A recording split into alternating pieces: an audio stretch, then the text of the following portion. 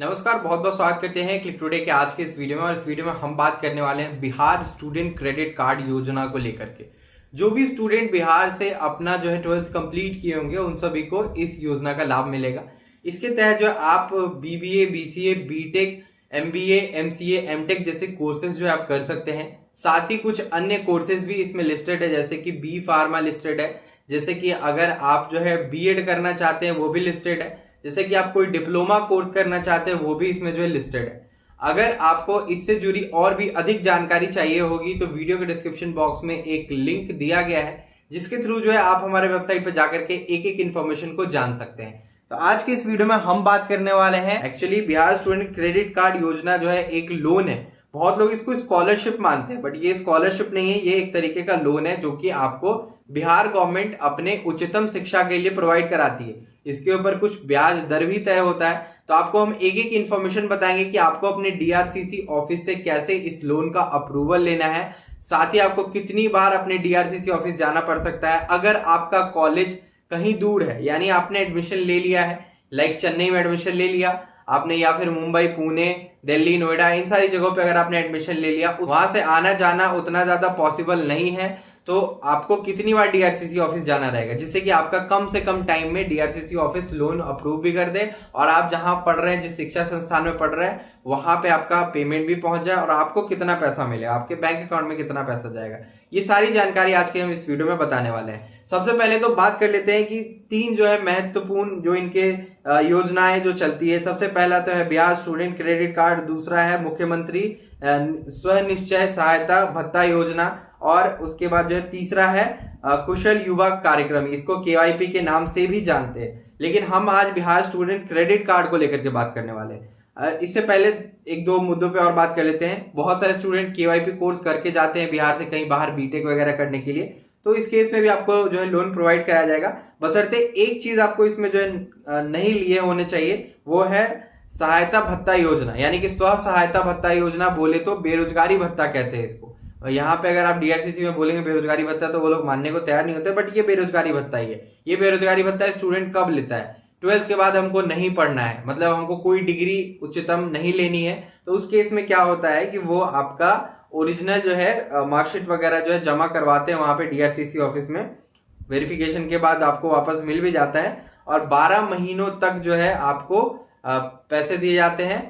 और 12 महीने मतलब एक साल तक आपको समझिए 12,000 रुपए हर महीने, 1,000, और फिर दूसरे साल में भी 1,000 रुपए जो मिलेगा, यानी कि 2 सालों तक ये मिलता है। 24,000 रुपए कुल आपको दिए जाते हैं स्व सहायता भत्ता योजना के तहत। अगर ये आपने ले रखा होगा तो बिहार स्टूडेंट क्रेडिट कार्ड के लिए आप एलिजिबल नहीं रह जाते हैं। बिहार के बहुत सारे स्टूडेंट ये वाला भत्ता वाला योजना जो है उठा लेते हैं, उनको लगता है कि बिहार गवर्नमेंट उनको मुफ्त में हर महीने 1,000 रुपए दे रही है, तो ऐसा कुछ नहीं है। ये लेने के बाद आप बिहार स्टूडेंट क्रेडिट कार्ड के लिए एलिजिबल नहीं रह जाते हैं। चलिए हम बिहार स्टूडेंट क्रेडिट कार्ड की एलिजिबिलिटी की बात करते हैं। अगर आप मान लीजिए कि बाहर के किसी भी कॉलेज में एडमिशन ले रहे हैं, किसी भी यूनिवर्सिटी में एडमिशन ले रहे हैं, तो सबसे पहला बाहर, यानी कि बिहार से बाहर के स्टेट में किसी में भी एडमिशन ले रहे हैं, पहला एलिजिबिलिटी क्राइटेरिया आता है कि आपका कॉलेज नैक से ए ग्रेडेड होना चाहिए या A++ होना चाहिए, तभी जो है आपको इस योजना के लिए लाभ मिल पाएगा। दूसरी चीज, आपका जो कॉलेज है इनके वेबसाइट के ऊपर, यानी इनके पोर्टल के ऊपर लिस्टेड होना चाहिए, और आप जिस कोर्स में एडमिशन लिए वो कोर्स भी लिस्टेड होना चाहिए, तभी आपको इस योजना का लाभ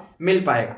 और इस योजना के तहत जो आपको 4 लाख तक का लोन मिलता है, और 4 लाख रुपए जो है अगर आप लेते हैं तो इसके ऊपर ब्याज दर जो है काफी कम है, 4% ही ब्याज दर आपको देना पड़ता है। 4% लड़कों के लिए, और ये सिंपल इंटरेस्ट रहता है, और 1% लड़कियों के लिए, और जो फिजिकली डिसेबल्ड भी होते हैं उनको भी 1% ही इंटरेस्ट जो है पे करना पड़ता है आफ्टर कंप्लीशन ऑफ कोर्स, यानी कि जब आपका कोर्स कंप्लीट हो जाता है उसके बाद आपको ये लोन वापस करना पड़ता है। साथ ही पढ़ाई के दौरान किसी भी प्रकार का कोई भी इंटरेस्ट आपसे चार्ज नहीं किया जाता है। यानी कि मान लीजिए कि आप कोर्स कर रहे हैं 3 साल का, कोर्स कर रहे हैं 2 साल का, इस 2 साल या 3 साल या 4 साल के बीच में किसी भी प्रकार का कोई इंटरेस्ट चार्ज नहीं होगा, कोई सिंपल इंटरेस्ट नहीं, कोई कंपाउंड इंटरेस्ट नहीं, कोई भी इंटरेस्ट चार्ज नहीं होगा। पहली बात तो कंपाउंड इंटरेस्ट इसमें चार्ज नहीं होता, सिंपल इंटरेस्ट ही चार्ज होता है, ठीक है। और आपका कोर्स मान लीजिए कि 3 साल का है, 3 साल का कोर्स प्लस आपको 1 साल ग्रेस पीरियड दिया जाता है, यानी कि 4 साल आपको किसी प्रकार का कोई इंटरेस्ट नहीं देना है। 5वें साल में आकर के आपको जो है इंटरेस्ट भरने पड़ते हैं 4% के, ठीक है। फिर 6वां साल में अगर आप जो लोन अमाउंट आपका है उसके ऊपर फिर 4% का लगेगा। हर साल जो है आपको पूरा 12 महीने का 4% कैलकुलेट करके इंटरेस्ट देना होगा लड़कों को, और 1% लड़कियों को देना होगा, ठीक है। तो ये हो गई इंटरेस्ट की बात। रही बात की अब इसका आवेदन हम कैसे करेंगे, तो इसके लिए ऑनलाइन पोर्टल है, आप ऑनलाइन जाकर के अप्लाई कर सकते हैं। साथ ही अगर आप ऑनलाइन नहीं करना चाहते तो अपने डिस्ट्रिक्ट के जो आधार कार्ड के ऊपर जो आपका एड्रेस छपा है, जिस डिस्ट्रिक्ट में आपका डीआरसीसी ऑफिस है, उस डिस्ट्रिक्ट के डीआरसीसी ऑफिस में जाएंगे, अपना सारा डॉक्यूमेंट लेकर के, ओरिजिनल 10th का मार्कशीट, ओरिजिनल 12th का मार्कशीट, पासिंग सर्टिफिकेट 12th का, और अगर आप ग्रेजुएशन के बेसिस पे ले रहे हो तो फिर ग्रेजुएशन का भी marksheet, last year passing certificate आपको देना होगा, ठीक है।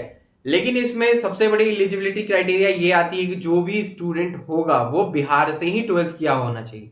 बिहार से आपका 12th होगा तभी आपको इस योजना का लाभ मिलेगा, अदरवाइज आपको नहीं मिल पाएगा। मान लीजिए आपने 10th बिहार से करा लेकिन 12th आप किसी और स्टेट से जाके कर लिए, यूपी से कर लिए आप, या तो हरियाणा से कर लिए, तो फिर आप एलिजिबल नहीं।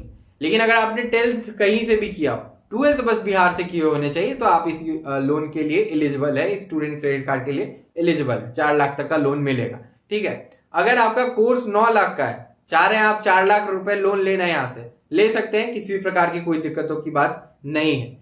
रही बात सिविल में, ये लोन तब तक नहीं जुड़ता है जब तक कि आपका कोर्स कंप्लीट नहीं हो जाता है। कोर्स कंप्लीशन के बाद आपको जो है इस पैसे का भुगतान करना पड़ता है। बहुत सारे स्टूडेंट इस भ्रम में रहते हैं कि अरे ये लोन मिल जाता है, उसके बाद हमें जो है गवर्नमेंट माफ कर देती है जॉब नहीं लगने पे। गवर्नमेंट लोन वोन माफ नहीं करती है, गवर्नमेंट अपने घर से पैसा नहीं देती है, कोई भी सरकार आएगी जाएगी, उससे इस योजना को कोई फर्क नहीं पड़ना है। ये जो योजना है बहुत सारे लोगों के द्वारा जो मिल करके डिसीजन लिया गया कि यहाँ के स्टूडेंट को पढ़ाने के लिए इस योजना का लाभ दिया जाए।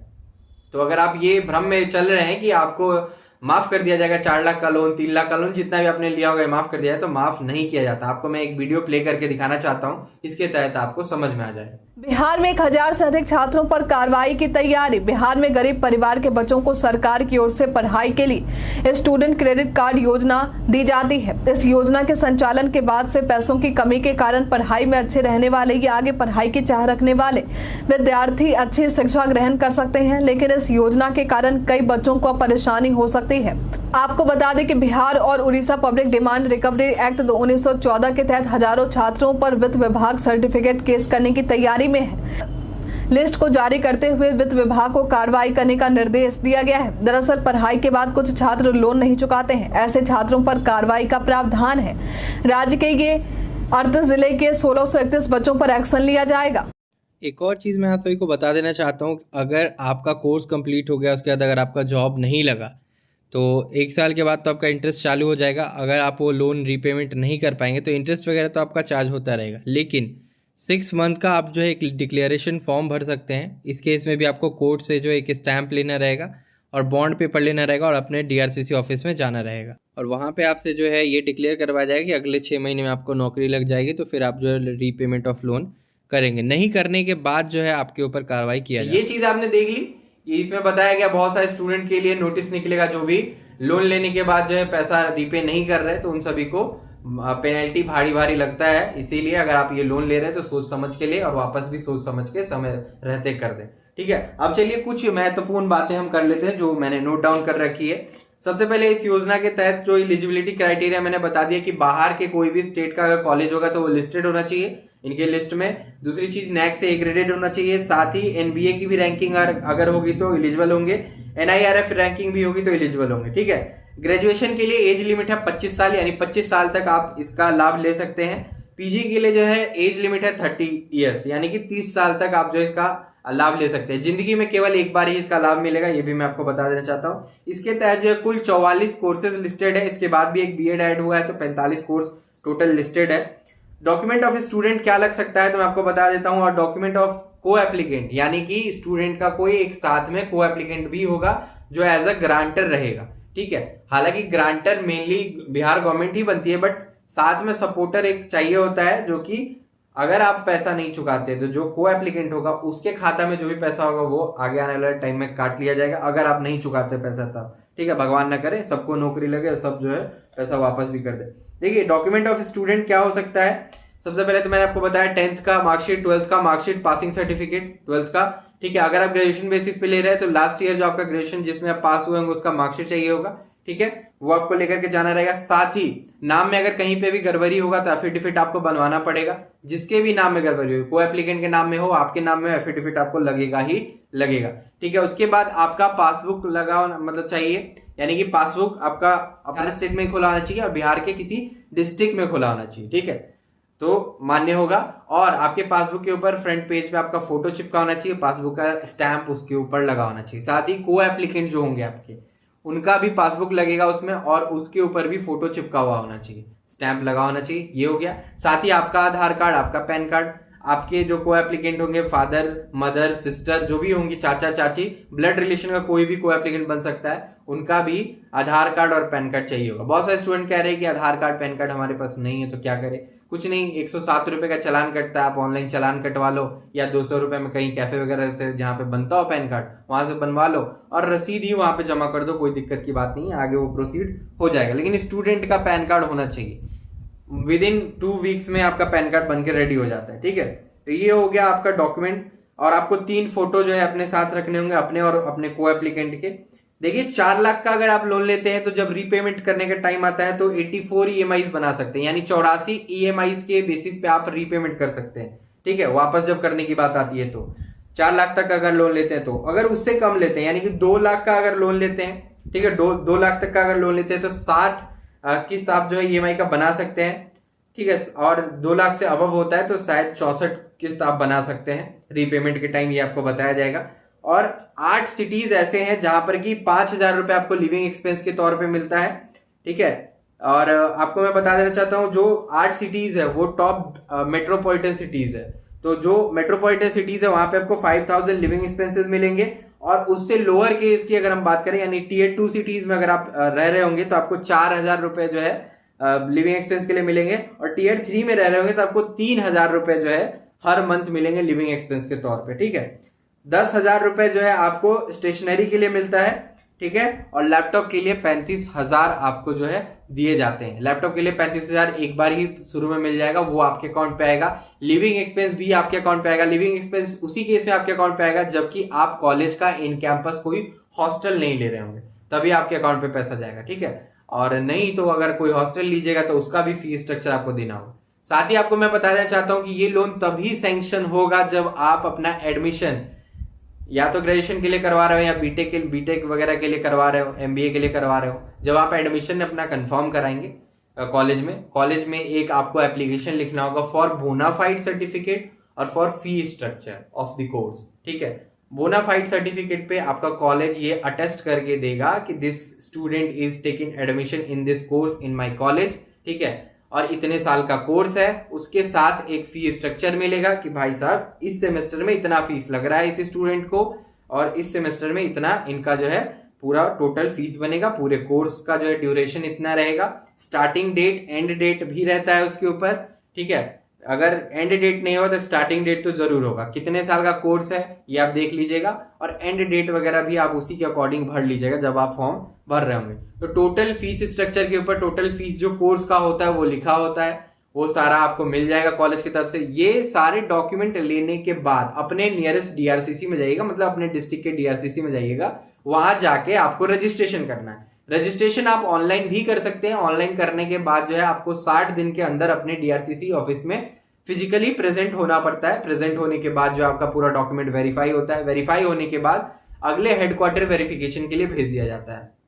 हेडक्वार्टर वेरिफिकेशन से पहले का स्टेप एक होता है कि थर्ड पार्टी वेरिफिकेशन होता है, यानी कि कोई एक जो इन लोगों ने एजेंट हायर कर रखा है जो आपके कॉलेज से कॉल करके वेरीफाई करती है कि इस स्टूडेंट ने, इस रोल नंबर के स्टूडेंट ने क्या आपके कॉलेज में इस कोर्स के लिए एडमिशन लिया है। उनके तरफ से अप्रूवल मिलने के बाद लास्टली हेडक्वार्टर को वेरिफिकेशन के लिए जाता है। वहां पे वेरिफिकेशन जब हो जाता है तो फिर आगे आपका जो है अग्रीमेंट के लिए जो है पेपर बन के आता है। सैंक्शन लोन सैंक्शन लेटर जो है आपको ऑनलाइन मेल पे रिसीव हो जाएगा। वो लेटर आपको निकलवाना रहेगा। एक बॉन्ड पेपर आपको लेना रहेगा, ठीक है। या तो 10 बॉन्ड पेपर आपको अपने साथ ले लेना है, और एक stamp non judicial stamp paper आपको 100 रुपए वाला लेना रहेगा। वो आपको मेल पे इंस्ट्रक्शन बता दिया जाएगा जिस दिन आपका ये लोन का सैंक्शन लेटर बन के आ जाएगा उस दिन, ठीक है। ये सब कोर्ट से लेकर के और डीआरसीसी ऑफिस में at the day of agreement आपको और आपके को एप्लीकेंट को प्रेजेंट होना होगा। 2 दिन आपको दौड़ना है जो भी स्टूडेंट है। एक तो रजिस्ट्रेशन के दिन एप्लीकेंट और को एप्लीकेंट दोनों जाएंगे, और एक अग्रीमेंट वाले दिन भी एप्लीकेंट और को एप्लीकेंट दोनों ही जाएंगे। तो 2 बार आपको दौड़ना रहेगा। उसके बीच में अगर मान लीजिए पेमेंट टाइम पे नहीं आता है, ऐसा कई बार देखा गया है कि डीआरसीसी थोड़ा डिले करती है पेमेंट में, उस केस में आपके गार्जियन भी जा करके एप्लीकेशन नंबर बताते हुए डीआरसीसी में कंप्लेन रेज कर सकते हैं, बोल सकते हैं कि स्टूडेंट को वहां पे पैसा डिमांड किया जा रहा है। ठीक है, हालांकि हर कॉलेज में एक अकाउंट्स डिपार्टमेंट होता है और उनका नॉर्म्स होता है कि भाई टाइम पे पैसा जमा करो, नहीं करोगे हम एग्जाम में बैठने नहीं देंगे। ये दबाव बाद में बनाया जाता है। हालांकि आप एक एप्लीकेशन लिखना कि I am taking admission in this course on the basis of Bihar student credit card loan. उसके बाद आपका कॉलेज और अकाउंट्स डिपार्टमेंट भी आपके साथ किसी तरह का छेड़छाड़ नहीं कर सकता है। ठीक है, तो ये तो हो गया पूरा इन्फॉर्मेशन जो कि मैंने आपको बता दिया। इसके अलावा भी अगर आपको कोई लगता है इन्फॉर्मेशन चाहिए तो नीचे कमेंट करके पूछ सकते हैं। Last but not the least, आपको मैं एक चीज बताना चाहता हूं, आपको हर सेमेस्टर में आपको पास होते जाना है। फेल करेंगे लोन का अमाउंट रुक जाएगा। ठीक है, फेल करते हैं तो उस केस में भी आपको लोन का अमाउंट मिलेगा। कैसे? तो प्रमोशनल लेटर एक बनता है आपके कॉलेज की तरफ से, एक प्रमोशनल लेटर बन के मिलेगा, और वो अपलोड करिएगा जब, तो फिर आपका जो है आगे का प्रोसेस होगा, फिर आपको जो है पेमेंट मिलेगा। ठीक है, ऐसा नहीं कि नहीं मिलेगा, पेमेंट मिलेगा। लेकिन एक और चीज की ध्यान रखिएगा, एक एक अपडेट जो है आप इनके ऑफिशियल वेबसाइट पे जब आप रजिस्ट्रेशन कर लेंगे, लॉगिन आईडी पासवर्ड आपको मिल जाएगा। उसके तहत जो आप एक एक स्टेप का जो है देख सकते हैं कि आपका जो लोन का प्रोसेस है वो कहाँ तक पहुंचा। एक बार पेमेंट आने के बाद जो दूसरे पेमेंट के लिए, सब्सिक्वेंट पेमेंट के लिए जब आप अप्लाई करते हैं, रिजल्ट वगैरह आने के बाद फर्स्ट सेमेस्टर के बाद जब सेकंड सेमेस्टर के लिए अप्लाई करते हैं, तो उसका भी आप स्टेटस जो ऑनलाइन चेक कर सकते हैं। तो ये सारी डिटेल्स आपको जो है इनके पोर्टल के ऊपर भी मिल जाएगी। बाकी अगर आपको कोई जानकारी चाहिए होगा नीचे कमेंट करके पूछ लीजिएगा। और बिहार स्टूडेंट क्रेडिट कार्ड का लाभ जो है आप लोग अगर लेना चाहते हैं जरूर से जरूर लीजिए। और अभी चल रहा है जैसा कि एडमिशन सभी कॉलेज में, तो कॉलेज आपको bonafide certificate, fees structure provide कराएगी। उसके बेसिस पे आप लोग जो है अपने नियरेस्ट डीआरसीसी ऑफिस, डिस्ट्रिक्ट वाले डीआरसीसी ऑफिस में जाके इनरोलमेंट करा सकते हैं। इससे जुड़ी योजना की और भी कोई जानकारी चाहिए होगी तो कमेंट करिए, और ज्यादा जानकारी चाहिए तो हमारे वेबसाइट पे विजिट करिए, वहां पे इन्फॉर्मेशन आपको दे दिया जाएगा। तो बस आज की वीडियो में इतना ही, तब तक के लिए हम चलते हैं। धन्यवाद, फिर मिलेंगे आप सभी से अगली वीडियो में।